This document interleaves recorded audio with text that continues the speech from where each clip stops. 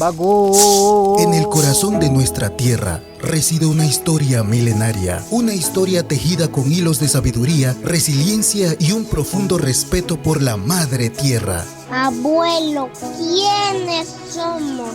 Somos el eco de los ríos, el aliento de las montañas, la memoria de las estrellas. Somos los guardianes de la herencia ancestral, de los que caminaron antes que nosotros. Este mes honramos a nuestros pueblos originarios, celebramos su cultura, sus tradiciones y su invaluable aporte a nuestra identidad como nación.